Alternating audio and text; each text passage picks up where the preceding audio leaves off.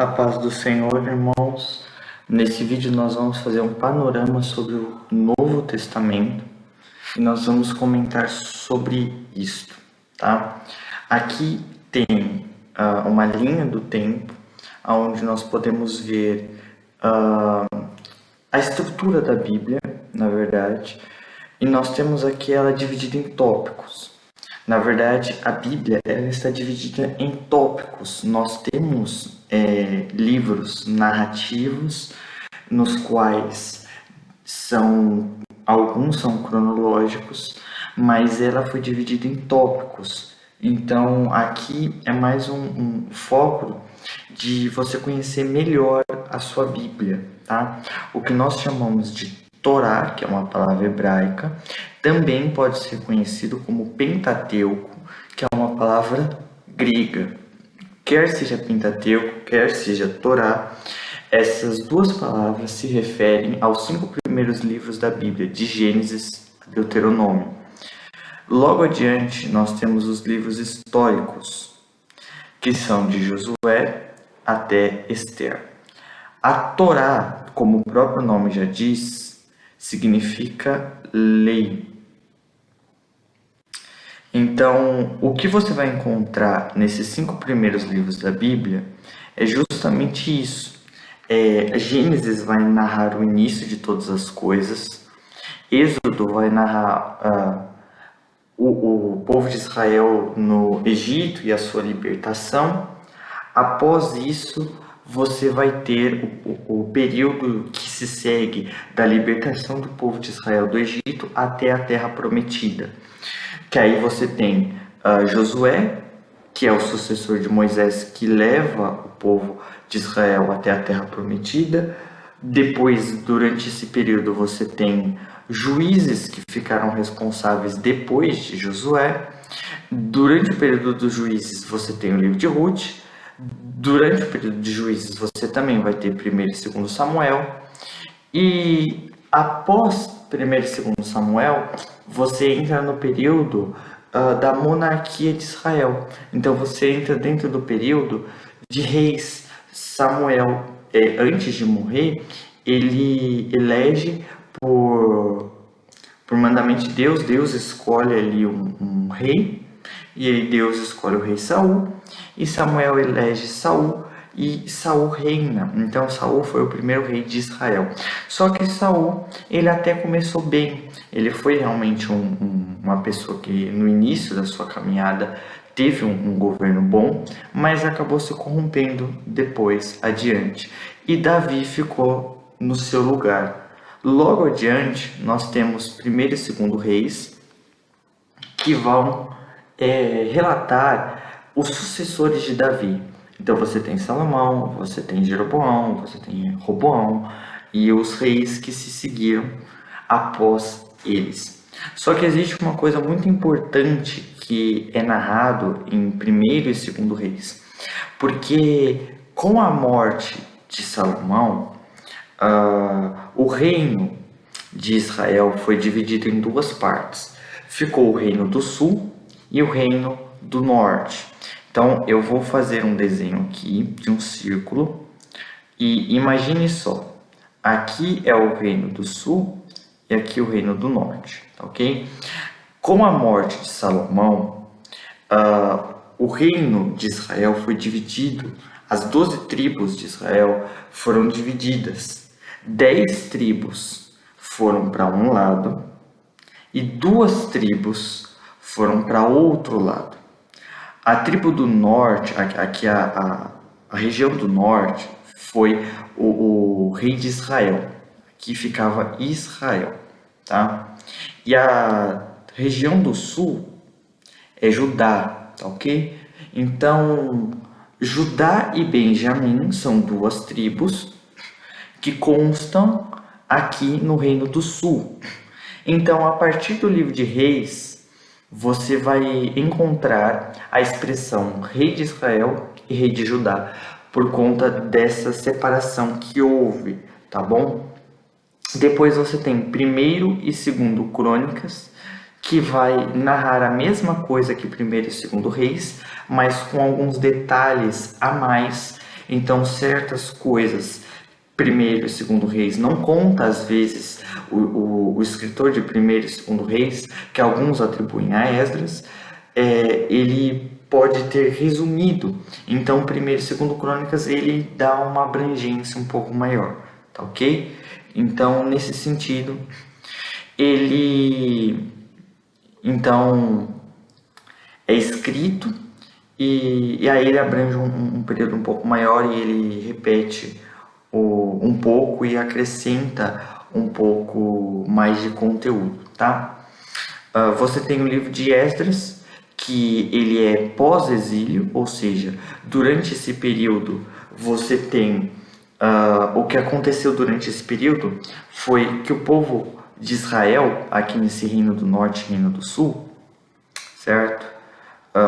Você tem o seguinte, você tem aqui o reino de Israel e o reino do norte e o reino do sul, tá? O reino do norte foi invadido pela Assíria, ok? O profeta Isaías, ele profetiza sobre isso. O reino do norte foi invadido pela Assíria e foi destruído, tá ok? Então o reino do norte, ele deixou de existir. Somente ficou o reino do sul.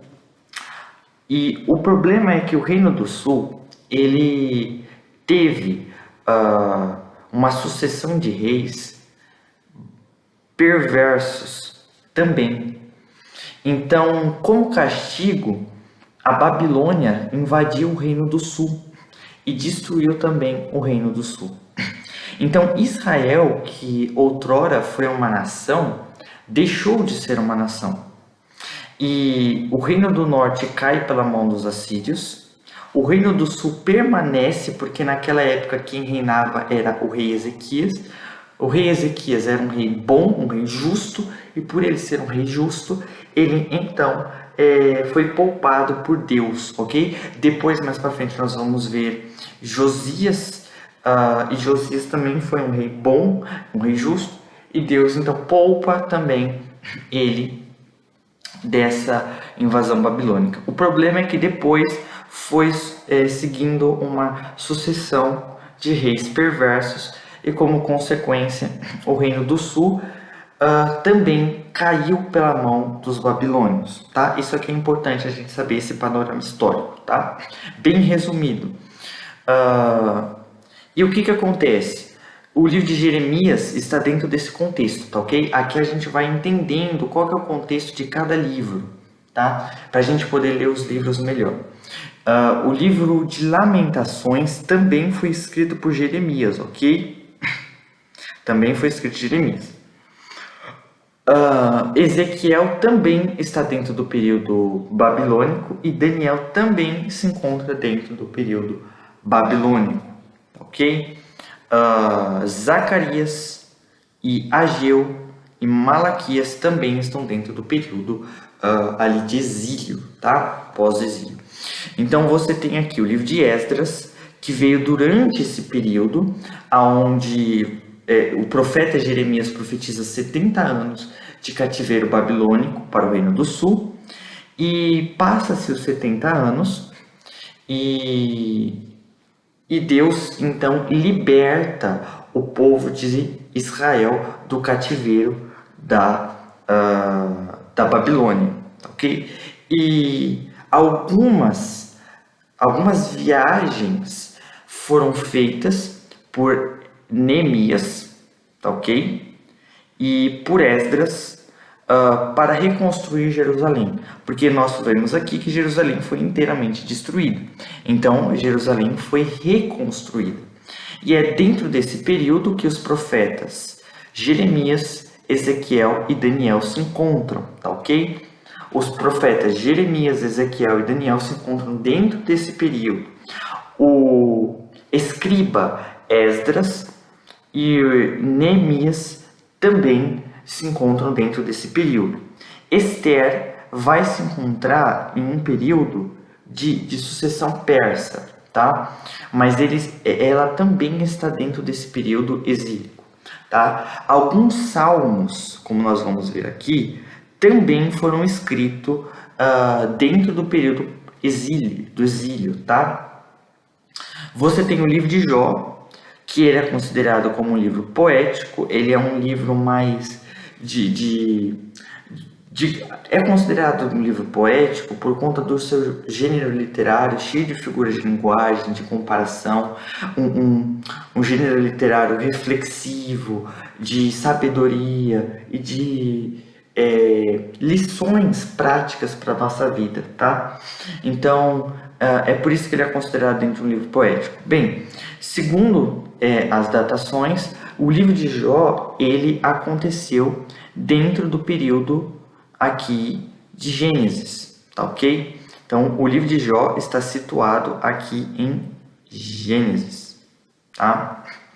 O livro de Salmos, a maioria dos salmos foi escrito por Davi, mas você tem salmos de Asaf, você tem salmos de Davi, você tem salmos de Salomão, você tem salmos de Moisés e você tem salmos de umas outras pessoas que eu não lembro agora, mas existem outros salmos além dos de Davi.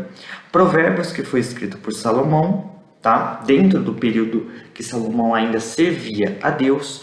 Então, Salomão recebeu sabedoria de Deus e compôs os provérbios, tá? Isso também está narrado dentro desses livros aqui, tá?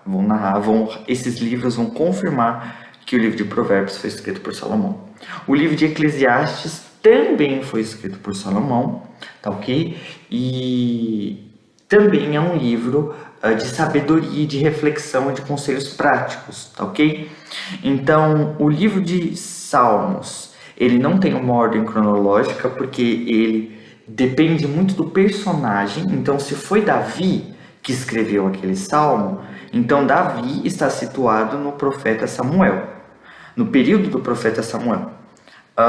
Se foi Salomão, então Salomão já está situado dentro do período de Reis, Crônicas. Se foi algum outro, tipo pós-exílico, então aí você está situado já no tempo de Esdras e Neemias. Então depende do salmo que foi composto, tá? Mas Provérbios e Eclesiastes têm a autoria de Salomão, que está situado aqui, ok? Logo adiante nós temos...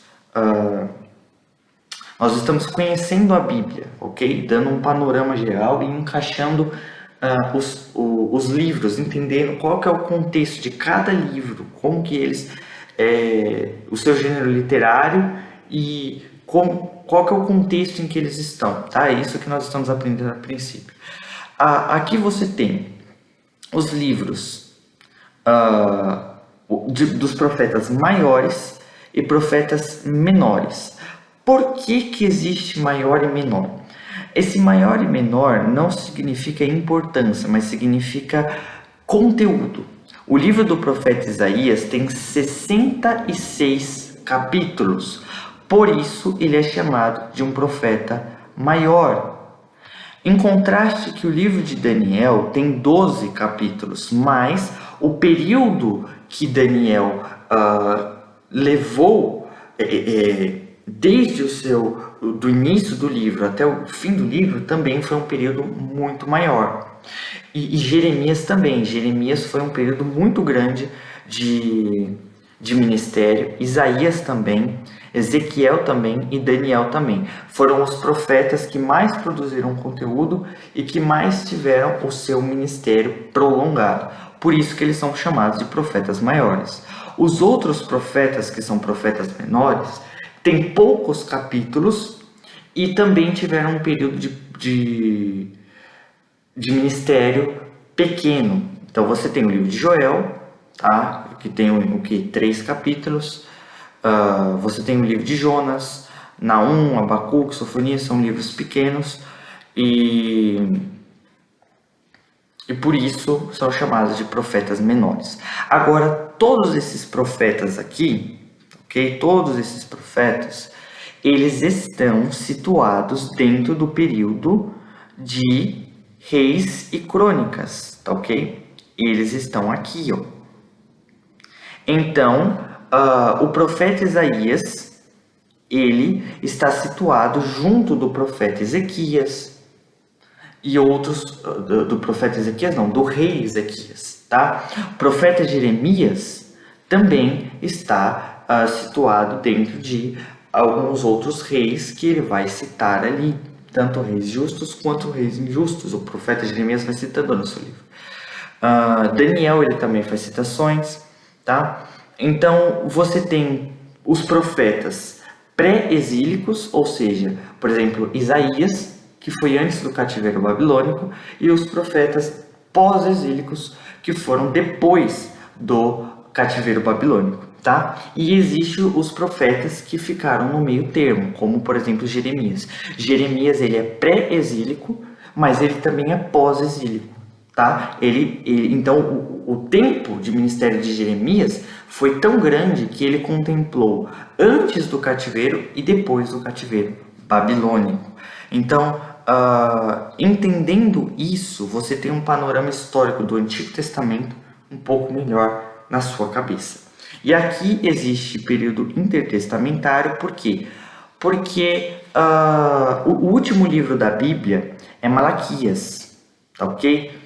Quando Malaquias, o último livro canônico, profético, inspirado por Deus, é Malaquias. E depois que Malaquias, então, termina o seu ministério, entra o que nós chamamos de período intertestamentário. Entre o último livro bíblico e entre o primeiro evangelho, ou seja, o nascimento e o ministério de Jesus, houve um período de tempo, um espaço de tempo. Então você tem o último livro da Bíblia e o período de espaço entre esse último livro aqui até o nascimento de Jesus, certo? Houve um período de espaço de tempo aqui.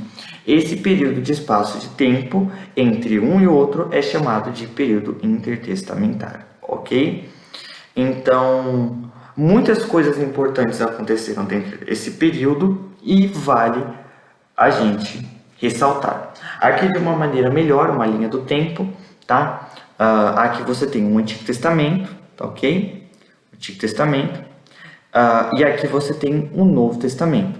Entre os dois, você vai encontrar o período intertestamentário, que nem eu já estava explicando. É uma linha do tempo entre o último livro canônico do Antigo Testamento para o Novo Testamento.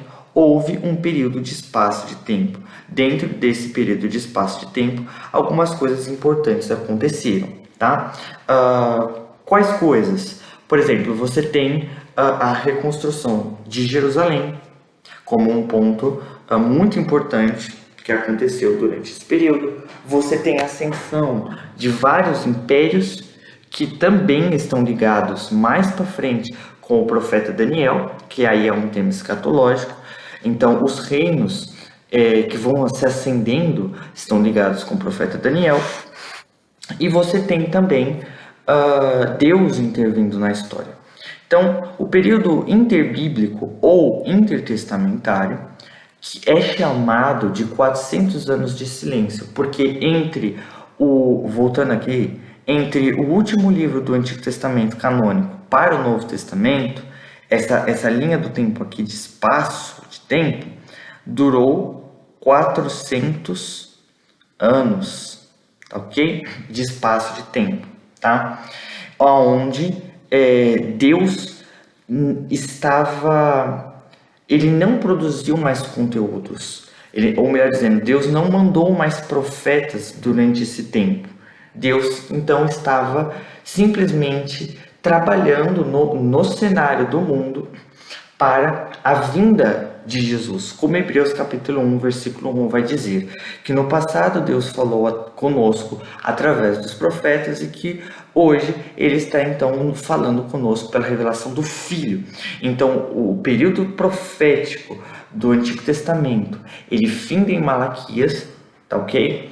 E dentre esse último profeta até Jesus, houve um espaço de tempo de 400 anos, onde Deus não levantou mais nenhuma palavra profética, e onde, então, você tem alguns eventos históricos importantes e alguns problemas que surgiram. tá? Mas é importante dizer que por mais que Deus não tenha levantado profetas durante esse período, Deus não estava inativo. Ele continuava trabalhando, só que ele continuava trabalhando no cenário do mundo para a vinda de Jesus, tá ok? Então,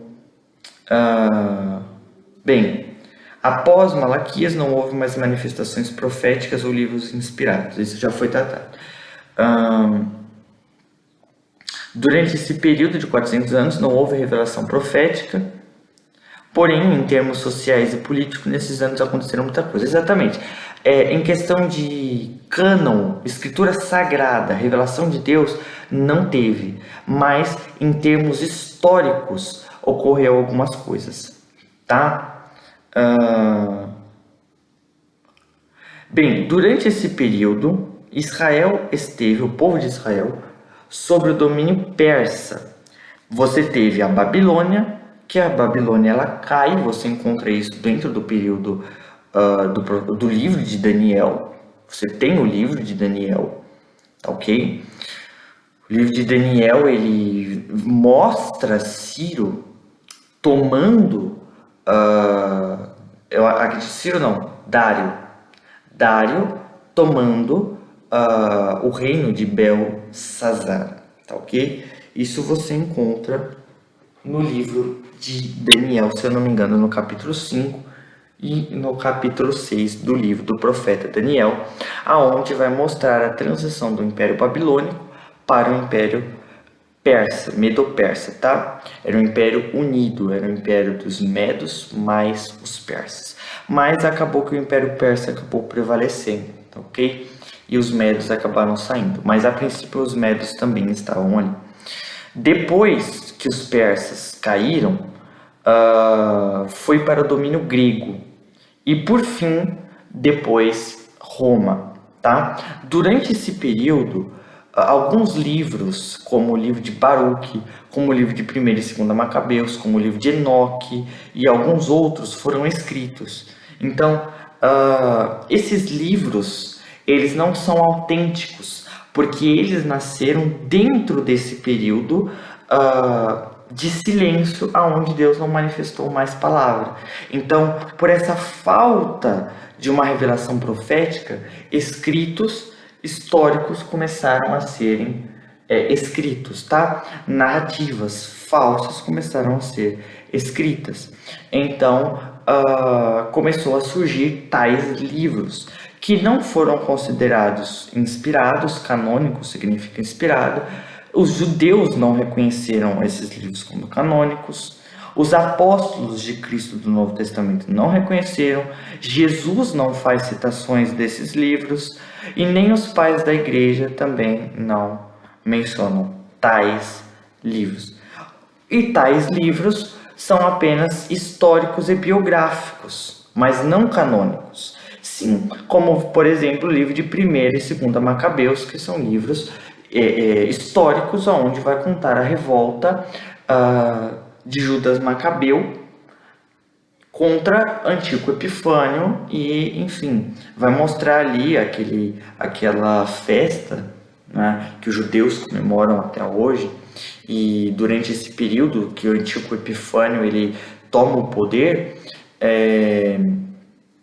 ele, dentro dessa cultura aqui, ele tenta impor a cultura grega aos judeus, e os judeus veementemente rejeitam essa cultura grega, porque eles são judeus, eles têm o Antigo Testamento como sagrado para eles, então eles rejeitam a cultura grega, e então Antíoco Epifânio declara guerra contra Israel, profana o templo de Israel, sacrificando um porco no templo de Israel, ok?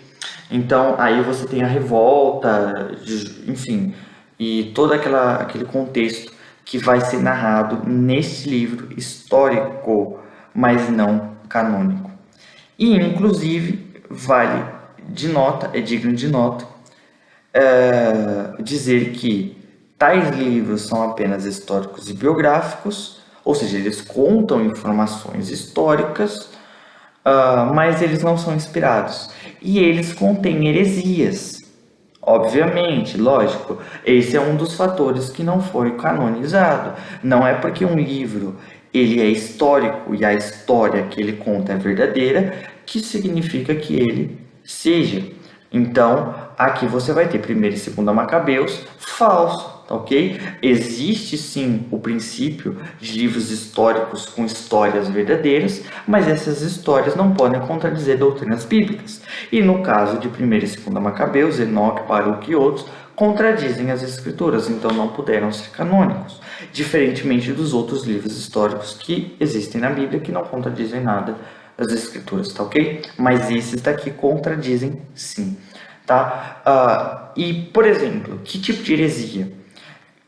Tem, inclusive, heresias que tendem à nossa salvação, então é coisa séria, pregando uma autojustificação própria através de obras, méritos, esforços próprios, contrariando assim textos da palavra como os que já foram mencionados aí, que mostram que nós não somos salvos por meio de esforços próprios, por meio de prática de caridade, por meio de uma autojustificação própria, uma indulgência, um pagamento por perdão de pecados, um sacrifício de nossa parte. Nós não somos salvos por nosso mérito ou nosso esforço. E isso é uma heresia gravíssima, portanto, tais livros foram considerados heréticos, ok? Como já foi dito durante esse período, os três reinos que se destacaram foram os persas, os gregos e os romanos, muito importante, tá? Só lembrando que é medo-persa, mas os persas depois prevaleceram sobre os medos e por isso que ficou persa. O período persa vai de 539 até 333 a.C. E aí Alexandre o Grande, ele entra em Jerusalém, e aqui entra uma coisa interessante, tá? Ele entra em Jerusalém, aqui você já tem Alexandre o Grande como representante do Império Grego, tá ok?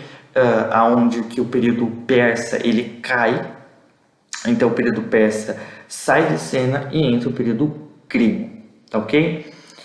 E a política dos persas era diferente de seus antecessores babilônicos e outros, tá? E isso é muito importante. Inclusive existe até uma etiqueta aqui de destaque. O que acontece? Os persas respeitavam os deuses dos povos conquistados, ou seja, eles não proibiam que os povos cultuassem seus deuses. Isso foi importante porque quando os persas dominaram sobre Jerusalém, sobre o povo de Israel, Israel pôde ter autonomia para adorar ao Deus verdadeiro. E Ciro, ele conquista a Babilônia e ele permite que os judeus voltem para sua terra. E ele somente exige que os judeus paguem impostos. Mas ele permite que os judeus voltem a Jerusalém, reconstruam a cidade, reconstruam um templo e adorem o Deus deles. E Ciro, inclusive, foi profetizado no livro de Isaías, tá? Foi profetizado. E você vê aqui, Ciro, ele então, o que acontece? Quando a Babilônia invadiu Jerusalém, o Reino do Sul, o templo foi destruído. E esse templo, então, havia muitos utensílios preciosos. E Nabucodonosor levou para a Babilônia. E Ciro devolveu, tá ok? Ciro pegou esses utensílios e devolveu para os judeus. Portanto, nesse período houve uma clara, digamos que um bom favorimento aos judeus, de maneira que os judeus puderam ter uma certa paz e um certo favor, a fim de que eles tivessem legalidade para poder cultuar a Deus e reconstruir Jerusalém sem impedimento nenhum, tá? Porque Ciro permitiu isso. Isso aqui que aconteceu e que está destacado aqui com essa etiqueta é história, mas Quando você pega Esdras, capítulo 1, Jeremias, e você pega o livro de Daniel, no capítulo 9, todos esses livros profetizam o que está escrito aqui, tá ok? E nós vemos mais uma vez que a Bíblia é inerrante e que tudo que ela disse que se cumpriria, se cumpriu, tá ok? Inclusive Deus foi até benevolente com o povo judeu, permitindo que o templo e todos os seus utensílios pudessem ser construídos e voltados, tá ok? Então, depois que o período persa acaba, inicia-se o período grego. Então, agora você tem Filipe da Macedônia, tá ok? Que é o pai de Alexandre, tá ok? E ele morre e Alexandre ele entra no seu lugar. Filipe não conseguiu conquistar todos os mundos como ele queria. Isso ficou para o papel de Alexandre, o filho dele. Então, agora entra uma coisa importante. Alexandre, ele tinha como o seu ensino um filósofo. Então, desde pequeno, ele cresceu, ele teve uma educação em cima da filosofia e cultura grega. Então, esse Alexandre, ele cresce dentro dessa cultura de conhecimento filosófico grego. E ele, então, quer levar essa filosofia grega a todos os lugares. Ele, portanto, conquista diversas cidades, e o livro do profeta Daniel profetiza que ele conquistaria muitas terras, como de fato aconteceu. Lá no livro de Daniel, capítulo, se eu não me engano, capítulo 7 e capítulo 8, vai dizer que o Império Grego conquistaria muitos territórios, como de fato aconteceu. E ele, então, conquistava os territórios e impunha às pessoas o costume e a cultura grega. Dessa forma, os impérios que iam sendo conquistados por Alexandre tinham uma cultura mudada. Então, começou-se a ter culturas gregas em vários lugares. O problema disso foi que Alexandre conquistou muitas terras. Então, a influência da cultura grega foi gigantesca, tá ok? Foi gigantesca. Agora entra uma questão interessante. Aí Alexandre, aqui vai entrar uma coisa interessante. Ele cerca a cidade de Tiro e ele pede aos judeus ajuda para poder tomar a cidade de Tiro. Então Alexandre pede aos judeus que lhe ajudassem a conquistar essa cidade. O que acontece? Os judeus, eles tinham na lei, lá na Torá, que para não dar falso testemunho, para não perjurar, isso é um mandamento. E os judeus, eles se recusaram porque eles criaram uma aliança com os persas. Ou seja, o que acontece? Os judeus negaram essa ajuda que Alexandre pediu, justamente por serem fiéis. Então, nesse caso, os judeus agiram de forma correta. Após destruir Tiro, Alexandre marchou furioso contra a cidade de Jerusalém. Tá ok? Então, aqui vai entrar uma coisa interessante, tá? Então, Alexandre, que representa o Império Grego aqui, ele pede ajuda para os judeus e os judeus não ajudam. Então Alexandre fica bravo, fica furioso com Jerusalém e agora vem destruir Jerusalém.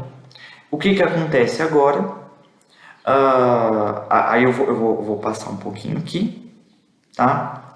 O que acontece agora? Vai acontecer o seguinte: Alexandre vem para acabar e destruir Jerusalém. O que vai acontecer? Alexandre o Grande entrou em Jerusalém por volta do ano 333 a.C., quando fez um cerco à cidade de Tiro.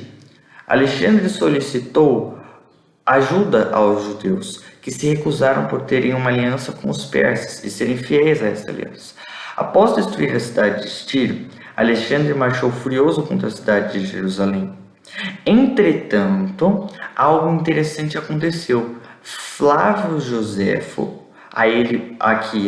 quem é Flávio Joséfo? Ele é um historiador, tá? Ele não é canônico, ele somente é um historiador. Lembrando que aqui nós estamos falando de história, tá ok? E isso vai ser importante depois para o livro do profeta Daniel. É por isso que nós estamos entrando na história, tá? Flávio Joséfo é um historiador judeu. E ele vai registrar uma coisa no seu livro chamado História dos Hebreus.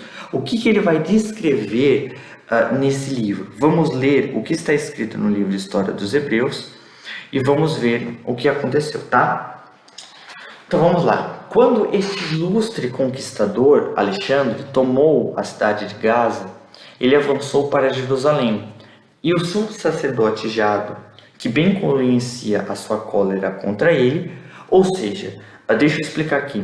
Alexandre pediu ajuda para os judeus negaram. Então Alexandre veio se vingar de Jerusalém, tá? Vendo-se com todo o povo em tão grande perigo, ou seja, o sumo sacerdote, que se chamava Jado, sabia que eles iam ser destruídos. Então o que o sumo sacerdote faz? Ele recorreu a Deus, ordenou orações públicas para implorar o seu auxílio e ofereceu-lhes sacrifícios. Deus, lembrando que isso aqui é um livro histórico, tá? Histórico, ó, historiador judeu. Deus apareceu-lhes em sonhos na noite seguinte.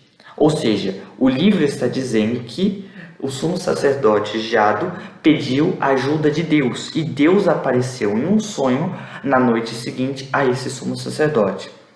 E o que Deus disse para esse sumo sacerdote? E disse-lhes que fizessem espalhar flores pela cidade, mandar abrir todas as portas e ir revestido de seus hábitos pontificiais, com todos os santificadores, ou seja, com as roupas sacerdotais.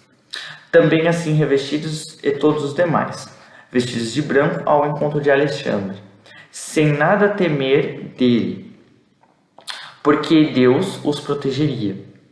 Os fenícios e os caldeus que estavam no exército de Alexandre não duvidavam que na ira em que ele se encontrava contra os judeus, porque os judeus recusaram. Então, veja só. Então Deus fala para os judeus aqui fazerem isso aqui. E aí aqui entra uma pausa.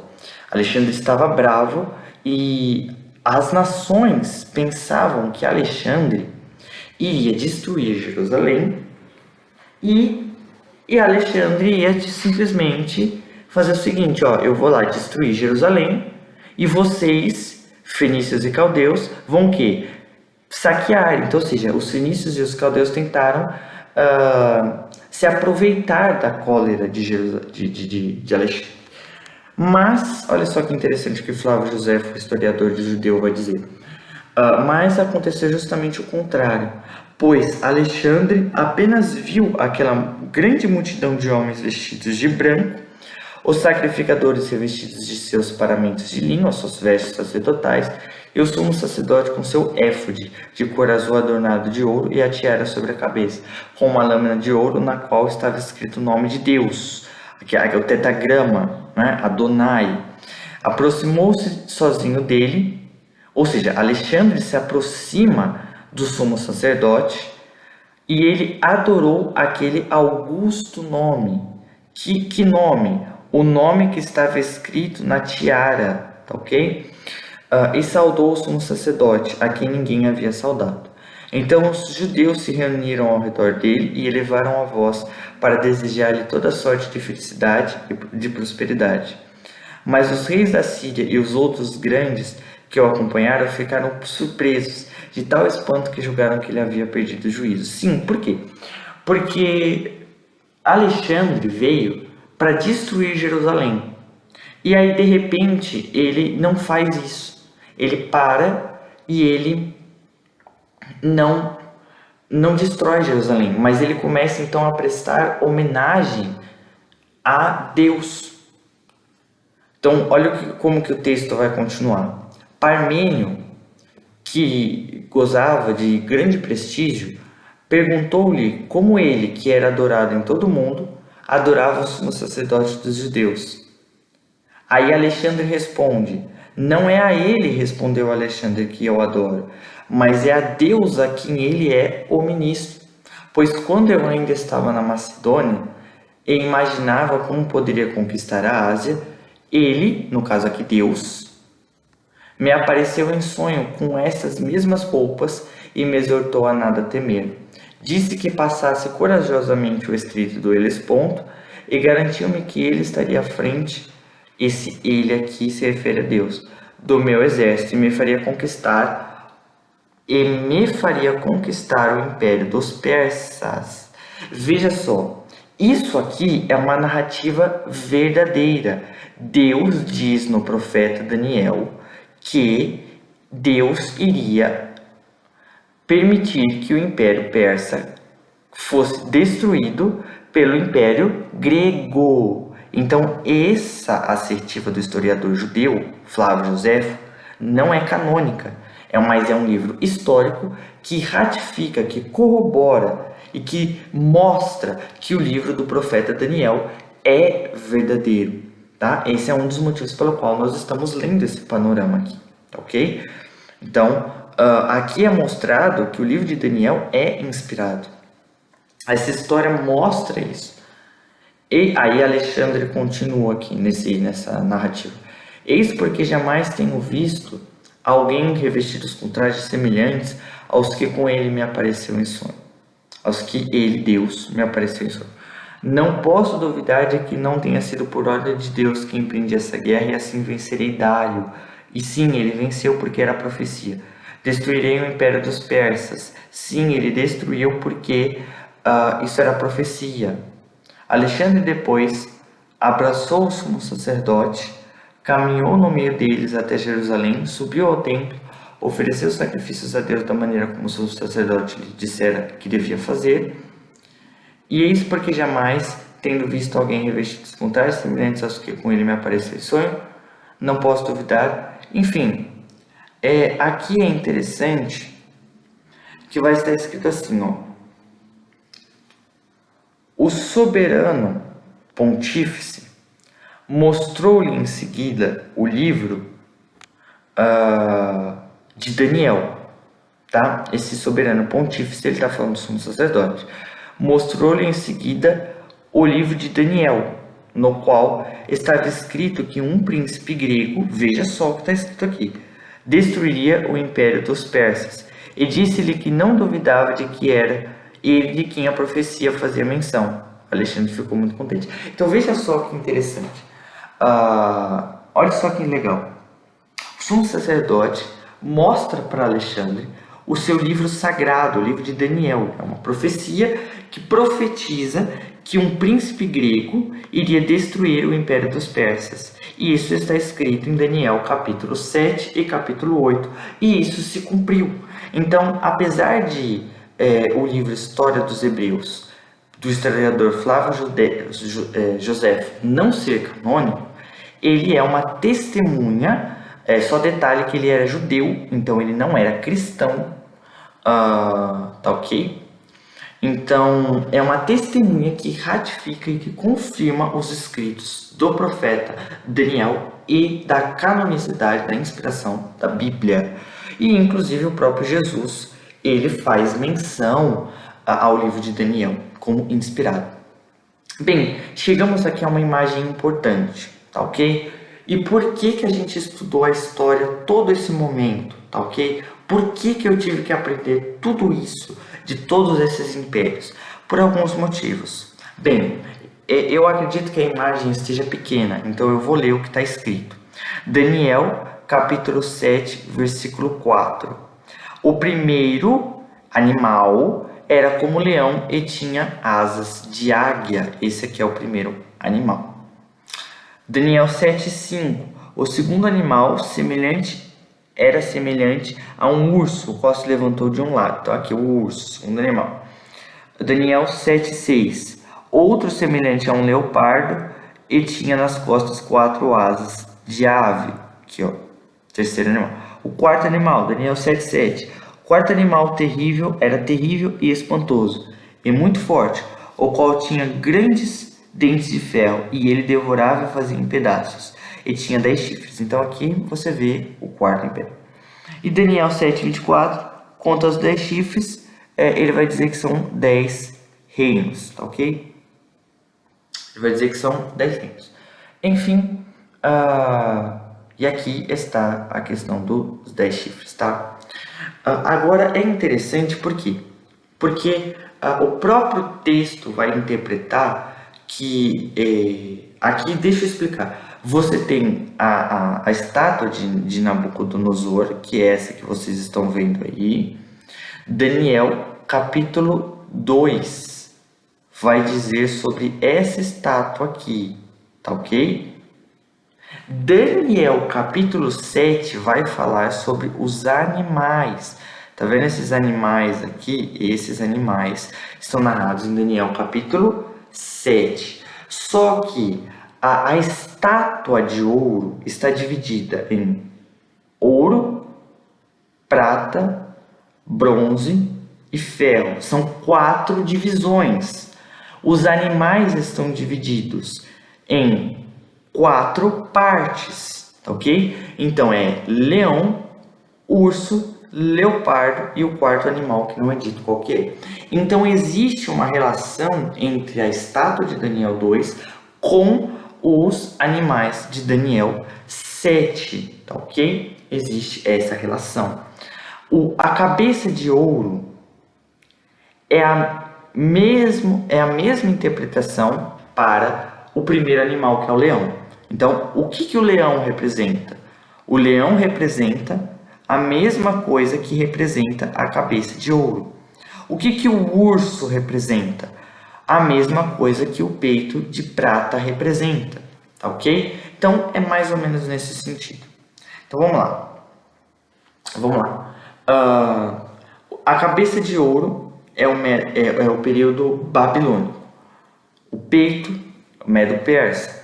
Nós já comentamos aqui sobre o Império Babilônico, o Império Medo-Persa, o Império da Grécia, nós já comentamos também, e o Império Romano, que o Império Romano ele foi fracionado em 2 partes, por isso que ele é simbolizado nas 2 pernas, o Império Romano Oriental e o Império Romano Ocidental, ao qual o Império Romano Bizantino ele permanece, mas o Império Romano, você tem 2 partes do Império Romano. Então, o Império Romano normal cai e o Império Romano Bizantino ele permanece, tá ok? Então é fracionado. E depois você vem para os dedos dos pés, que são 10, que representam blocos. Que aqui, nessa imagem que eu peguei, está dizendo que é a Europa, de certa forma, tá? De certa forma é a Europa. Por quê? Porque aqui está escrito: o Império Romano foi dividido em 10 pequenos reinos europeus. E aí vai ser dito aqui da divisão da União Europeia, que nós temos dividido o mundo em blocos, tá? Mais ou menos nesse sentido, ok? E aqui eu tenho também uma referência a uma pedra que está vindo bater na estátua. E isso está na Bíblia também. Daniel capítulo 2. Estavas vendo isto quando uma pedra foi cortada sem auxílio de mão, a qual feriu a estátua. Essa pedra aqui, ela está vindo e ela fere a estátua nos pés de ferro e de barro. Então ela vem justamente aqui e destrói essa parte aqui. E os esmiuçou. Então foi juntamente esmiuçado o ferro, o barro e o bronze, a prata e o ouro, os quais se fizeram como praganas da ira do estio, e os ventos os levou. Então, ou seja, ele destruiu os pés, e como ele tirou os pés, todos os outros impérios caíram junto. A estátua foi destruída por essa pedra. E a Bíblia vai dizer que essa pedra é Jesus. Quando ele vier implantar o seu reino, ele vai então tomar a autoridade de todos os reis e vai acabar com essa estátua, todos os impérios. impérios, tá? Agora, um ponto importante é a Babilônia, ela caiu por conta dos persas. Os persas caíram por conta dos gregos. Os gregos caíram por conta dos romanos. Isso é verdade, mas isso não significa que totalmente eles caíram, porque você pode ver que aqui está escrito que então foi juntamente esmiuçado o ferro, o barro e o bronze, ou seja, as outras nações caíram juntamente. Dá a entender que as outras nações perderam o seu poder político, mas elas ainda continuavam vivas, com menos importância política. Mas na volta de Jesus, isso vai acabar por completo. Tá bom? E não se achou lugar algum para eles, mas a pedra que feriu a estátua se tornou grande monte e encheu toda a terra, referência ao milênio e à volta de Cristo, ok? Aqui é mais para conteúdos extras. Aqui, para quem for ter esse PDF, vai ter aqui alguns vídeos que eu estou recomendando para assistir. E bem, sobrou algumas outras coisas que eu poderia estar mencionando aqui, que eu não mencionei, né? Algumas coisas importantes também. Tá? Mas eu vou disponibilizar o PDF aqui, vou disponibilizar o PDF para que vocês possam ler com calma e entender melhor esse tema, ok? Lembrando que é bom vocês lerem o livro de Daniel primeiro, leiam o livro de Daniel e depois peguem o PDF e estejam lendo os argumentos históricos que eu estou pondo aqui. Tá? A divisão do império e as citações do Flávio Josefo, enfim, para que vocês possam ver isso. Depois, possivelmente, leiam Mateus 24 e vocês vão ter um panorama histórico muito bom. E essa pedra representa Jesus, tá ok? Que vai voltar durante o último império. Detalhe que nesses chifres aqui, tá? De um desses chifres, o profeta Daniel vai dizer, vai sair o anticristo, tá? Um desses 10 aqui sai o anticristo. E a pedra vem e esmiuça tudo. Portanto, Daniel capítulo 2 está fazendo uma clara menção ao arrebatamento pós-tribulacionista. Mas esse não é o foco do nosso vídeo, do nosso estudo. E basicamente isso. O restante eu vou disponibilizar o PDF no meu canal no Telegram e vocês vão poder ler melhor o conteúdo que aqui está, tá? Então basicamente foi isso. Esse foi o panorama de hoje, tá certo? Eu vou voltar aqui para que os irmãos possam dar uma olhada. Aqui é o panorama do Antigo Testamento. Esse aqui é o panorama do Novo Testamento, tá ok? Então, entendendo aqui o panorama do Novo Testamento, que eu não comentei, eu comentei do Antigo, eu falei do Antigo Testamento e eu fui falar do período intertestamentário, certo? Agora, o que aconteceu depois desse período intertestamentário? Bem, veio o Novo Testamento, tá? E o Novo Testamento, ele é dividido em que blocos? Quais são os gêneros literários? Os evangelhos, os 4 evangelhos, tá? Você tem um livro que fala da história da igreja após a ascensão de Cristo, Atos. Você tem as epístolas que foi Paulo que escreveu, Romanos até Filemon, tá? Romanos até Filemon. Você tem as epístolas pastorais, que o gênero literário delas são de pastoral, orientações para pastores, mas também foi Paulo quem escreveu, tá? Aqui a observação. Só que o gênero literário deixa eu explicar. Romanos a 2 Tessalonicenses são cartas eclesiásticas, cartas que tratam da doutrina da igreja, como que a igreja deve se portar, as doutrinas, as regras e os pontos fundamentais da fé e, enfim, a questão da ceia, da unidão, como que os cultos devem ser feitos, etc.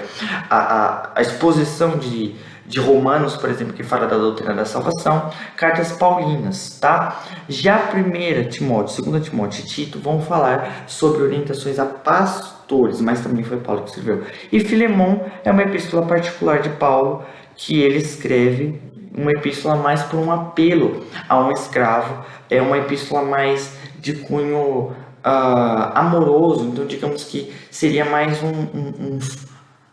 Filemon, ele era naquela época, naquela cultura, existiam pessoas que podiam ter escravos, e Filemon tinha um escravo. Então Paulo escreve a Filemon que Filemon libertasse esse escravo.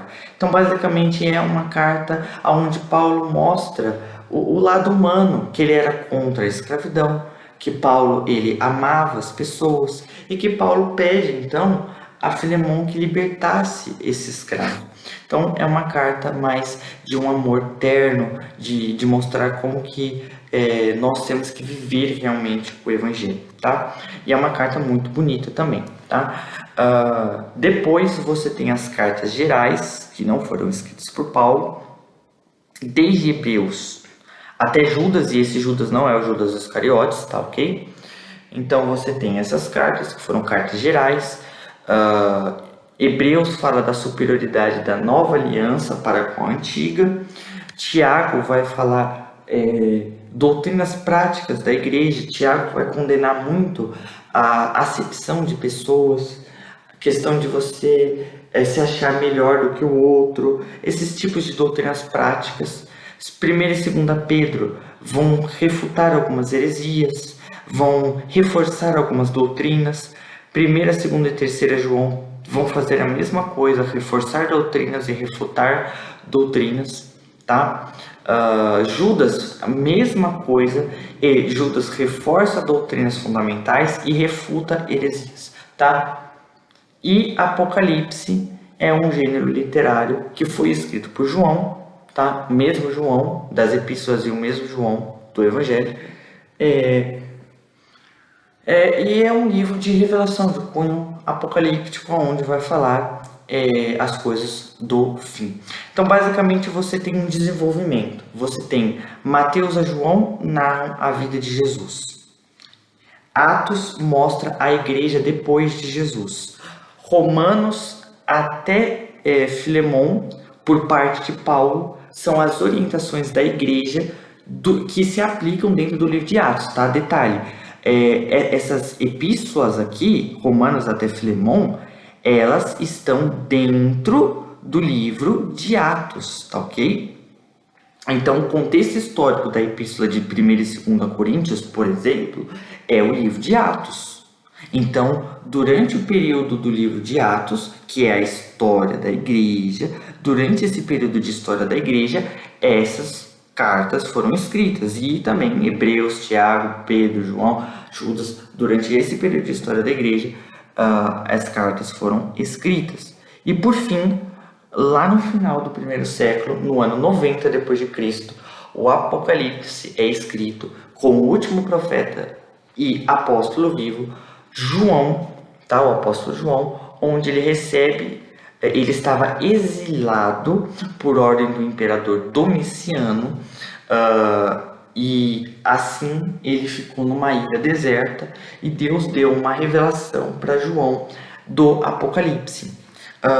E é legal também porque como João ele estava exilado, então como João escreveu conteúdos ali, quando João ele sai desse exílio, era notório que as autoridades romanas iam pegar os escritos de João e iam analisar os escritos, entende? Então Deus, sabendo disso, utiliza de muitas metáforas e símbolos no livro do Apocalipse. Assim sendo, os oficiais romanos, ao ler esse livro do Apocalipse, achariam um livro de plena loucura. Assim sendo, eles dariam de volta o livro a João e basicamente iam falar: esse aí é um louco. E era o propósito, porque a Bíblia vai dizer lá em 1 Coríntios 1 que a palavra da cruz é loucura para os que perecem. E quem é espiritual discerne as metáforas que estão em Apocalipse. Quem é carnal vai entender como um livro qualquer. Então, as autoridades romanas permitiram que o livro pudesse ser passado, tá? Deus pensou até nisso. Eu achei legal quando eu aprendi isso também, acerca da soberania de Deus aqui em preservar o livro do Apocalipse também, porque é de questionar. Você vê esses céticos que eles adoram questionar a veracidade da Bíblia. Não, mas pera, João estava exilado e aí ele escreve um livro. E como é que as autoridades romanas não confiscaram esse livro? Entende? Então Deus pensou nisso também. Então nós temos tudo para crer na veracidade histórica, canônica e espiritual das escrituras, tá ok? Então eu dei aqui para você um panorama histórico e bíblico e fiz uma aplicação prática. Então, resumo, eu fiz um panorama histórico do Antigo Testamento, do período intertestamentário, do Novo Testamento, e eu ensinei você a fazer uma aplicação prática de tudo que você aprendeu até agora. Essa aula foi a aula 1, e a próxima aula nós vamos aprender sobre a Bíblia, uma das doutrinas fundamentais das Escrituras, que é a inspiração bíblica. Então, primeiro você aprendeu os gêneros literários da Bíblia. Você aprendeu os blocos, como a Bíblia está dividida, qual que é o pano de fundo histórico, o que aconteceu, como que a Bíblia ela é confirmada pela história e etc. Tá ok? Agora, na próxima aula, se Deus assim quiser, nós vamos então aprender sobre a Bíblia.